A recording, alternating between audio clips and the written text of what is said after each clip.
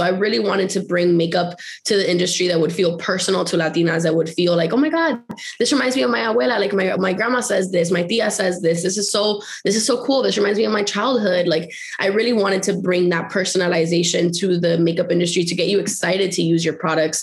And I wanted to create makeup that was inspired by our beauty standards, which are so different than, Revlon, CoverGirl, L'Oreal beauty standards, which have always been, like I said, like more Eurocentric, more tailored to that demographic. I wanted makeup that was more tailored to our demographic. So that's why I decided to make the leap and to start my own business. Hey everybody, welcome back to American Latino TV. I'm Carolina Trejos. Up next, born in Cuba and raised in Miami, Gabriela, aka Gaby Trujillo, launched Alamar Cosmetics in 2018, a brand that takes its name from Gaby's hometown. Gaby's intention with her line and what has garnered her much attention and recognition is the idea that what goes behind every product launch highlights multiple voices and cultures within the Latinx community and beyond. Besides being the owner and founder, Gaby plays multiple roles at Alamar, from being the lead makeup artist to being the creative director. But Gaby's humble beginnings have positioned her among many sought-after entrepreneurs and influencers who are inspiring Latinas and overall women of color to follow their business dreams. Check her out.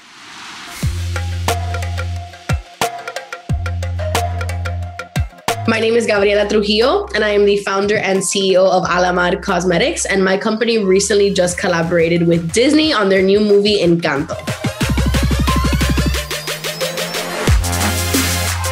I grew up in a place in Miami called Hialeah, which is an extremely Latino-centric city. So I grew up around Latinos from all different backgrounds. I grew up eating all types of Latin food, Nicaraguense food, Puerto Rican, Cuban, and I really felt like we were the majority because I was just surrounded by Latinos 100% of the time. So I had an amazing childhood and an amazing time being Latino. I just felt like everybody in the world was Latino. And it took me till I got older and started going out into the real world and on social media to realize that I did not live in a place where everybody was like me.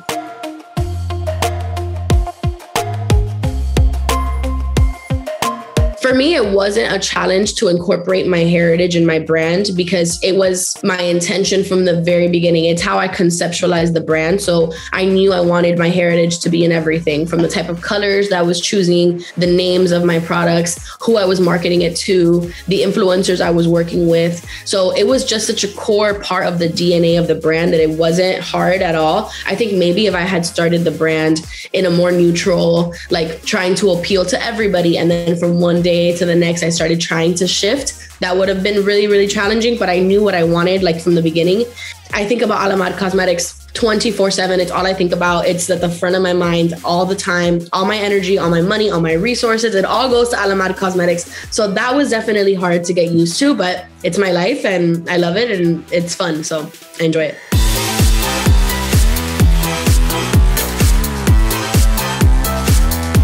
Say that my why for why I wanted to create this brand and why I wanted to transition into being an entrepreneur is because I wanted to set up a legacy for myself and something that can take me further than what I was currently doing, which was working for somebody else and then working on my feet every Saturday and Sunday doing makeup. I wanted something that I could really grow and hopefully maybe pass on to my children or be something that can set my children up in the future. And I also wanted to make something that was an homage to my culture. I love makeup. I've been purchasing makeup and I've been a makeup consumer since I was 16 years old. And all the makeup that was available to me was very Eurocentric, was very posh and like just not marketed towards me, my tias, my mom, not something that felt personal to me. So I really wanted to bring makeup to the industry that would feel personal to Latinas, that would feel like, oh my God, this reminds me of my abuela. Like my grandma says this, my tia says this. This is so cool. This reminds me of my childhood. Like I really wanted to bring that personalization to the makeup industry to get you excited to use your products.